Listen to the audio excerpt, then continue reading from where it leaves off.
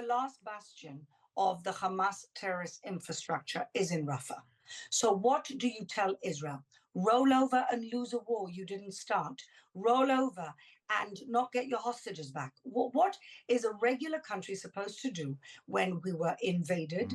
People were cruelly killed, raped, and we still have 134 people there. What are we supposed to do? Commons debates ceasefires and humanitarian pauses in Gaza today, and President Joe Biden's administration now seems to have moved on and is now talking about a temporary ceasefire itself.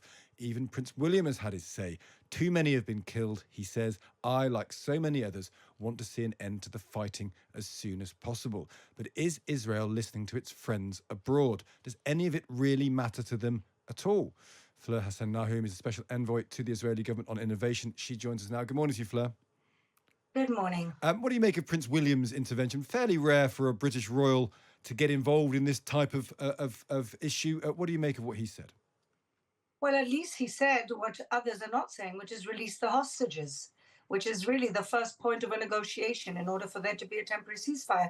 I see people calling for a ceasefire. Why aren't people calling for the hostages, the 134 hostages that are left, including a 1-year-old little boy, a baby, his mother, his brother, elderly people who are being given no medicine, no medical attention? Why isn't anybody calling for the ceasefire? Well, I think every political party in this country actually is calling for the hostages to be returned. I didn't see it in the SNP. It is there in the SNP. It's the only thing in the SNP thing that it references Israel in that respect. But it does reference it. It does say at one point here calls for the immediate release of all hostages taken by Hamas. Labour calls for the release of that. So do the Tories. How's that going to happen?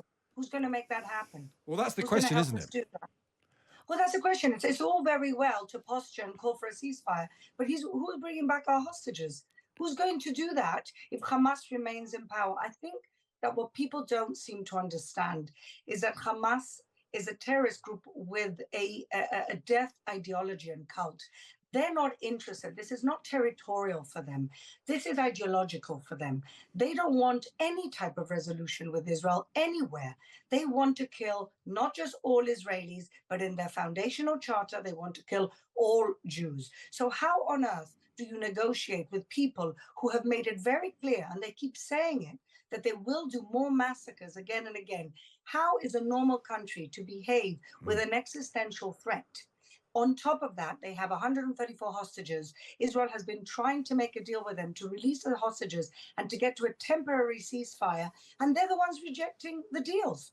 So I don't understand this very, I know that everybody's well-intentioned, and believe me, every innocent death is a tragedy for us too. We have young men fighting for the existence of the state of Israel, for the safety of the state of Israel. They're people's sons too, 22-year-old boys, 20-year-old boys who are dying. No mother in Israel wants a war, but we want our hostages back and we want peace. But do you accept that the way that you have pursued this war, a legitimate aim, your friends in this country, which includes the government, it includes the opposition party, they want Israel to succeed as a nation. They support Israel, but the concerns are now being raised and the voices are getting louder. The way you're pursuing a legitimate aim is indefensible. The war's leading to thousands of civilians dying. It's not getting the hostages back. It's not eliminating Hamas as an entity or an idea. It is leading to people who have no quarrel with Israel necessarily, no justification to be killed. It's leading to thousands of them being killed. The way you're pursuing this war is losing you friends around the world. And I guess the question boils down to, do you care about that? Do you mind about that? First of all, I want to push back a second on what you're saying about the way that we're handling this war. The main problem of this war is that Hamas have very cowardly, and in their own war crime, they have basically put themselves underneath all of the civilian installations like mosques and schools and, all the UNRWA headquarters. So Hamas are very, very purposefully, they're very, very clever, and they've hidden themselves amongst the civilians because they actually they don't care about their civilians, whereas we do. And we warn and we move people out of buildings and we move people from here and from there. And we actually But you've killed thousands of them. And you have to accept. I know you accept it. I know that the numbers come out of the Hamas Ministry of Health, but I also know that the Israeli state accepts thousands and thousands and thousands of them have died. But nobody, when you hear these numbers, nobody tells you that almost half of them are combatants. They throw a number that we have no way of verifying.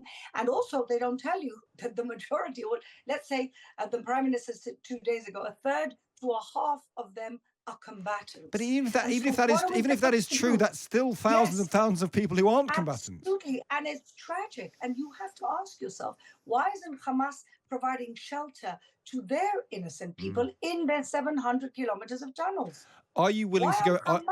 Are you willing to go into, people? what about Rafah? Because that's going to be the next flashpoint. It's going to be a diplomatic flashpoint as much as it's going to be a literal flashpoint. Do you expect Israel to launch a ground offensive into Rafah? The last bastion of the Hamas terrorist infrastructure is in Rafah. So what do you tell Israel? Roll over and lose a war you didn't start. Roll over and not get your hostages back. What is a regular country supposed to do when we were invaded? People were cruelly killed, raped, and we still have 134 people there. What are we supposed to do? A lot of people like to accuse Israel, but nobody has any answers for us. And so we have to do what we've always done, and that is protect ourselves, return safety to our country, and bring back those innocent people who were sitting in their homes on a Saturday morning and they were brutally taken to Gaza. And what you have to understand is that this is not territorial, because they didn't come to take over or occupy a kibbutz. They came to kill. And they've already said it, and so have their leaders, that they will continue to kill. And I don't think the UK would do anything different. On the contrary, I would say that Israel does everything that it can to avoid civilian casualties, and Hamas is doing everything it can to put their civilians in harm's way. And that argument, I think, to many people, it's an argument that's been made for months and months and months, is getting old in some people's ears in this country, in the United States of America, and you can see that in the political environment. It's reality. How can reality get old? That's what we're facing. And so are people expecting us to roll over and lose a war we didn't start, a defensive war that we didn't start? What's the future? What's the future in all of this? That's the other area, I suppose, Fleur, we need just to finish on. So that's a good question. Because when I look at the British, for just to take Britain, the talk, and it's just talk for us, because it's for you, not for us, clearly, is of a two-state solution. Benjamin Netanyahu doesn't want a two-state solution. A two-state solution is used synonymously in the West for a fair settlement. If Israel doesn't want that, if the Israeli Prime Minister doesn't want that, what is the possible future? What's the future that you would be pushing for, Fleur? What's the future that you would, in an ideal world, suggest could exist? Well, the reason why nobody believes in a two-state solution anymore is because we've tried it. We tried it in 1948 when the partition was made and the Palestinian leadership said no. It happened again during the Oslo process in the 90s and 2000.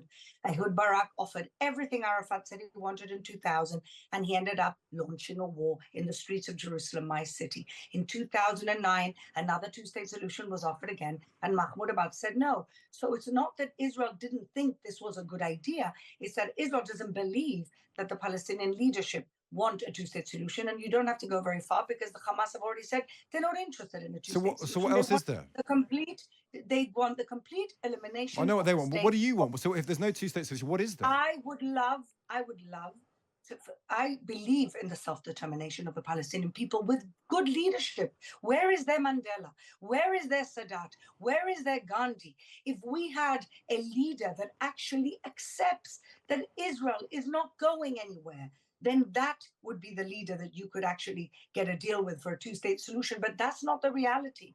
And that's the problem. The problem here, everybody makes a mistake about the essence of the problem. The problem is not that there isn't a Palestinian state. The problem is that there's a Jewish state, and the Palestinian leadership and their people have never ideologically accepted that we're here. And I always say to everyone, the day that everybody accepts that nobody's going away, that's the day that we're going to have peace. Unfortunately, the Palestinian leadership have never told their people the truth, and that is that Israel's not going away. They keep lying to their people and telling them one day we're going to get rid of the Jews. And even if we have a two-state solution, it's a step forward towards getting rid of the Jews. Now, how on earth is anybody in Israel going to accept that? Fleur Hassan-Nahoum, thank you for joining us this morning. She's a special envoy to the Israeli government, and I think we've covered this from the British political angle. That's their angle coming out of Jerusalem.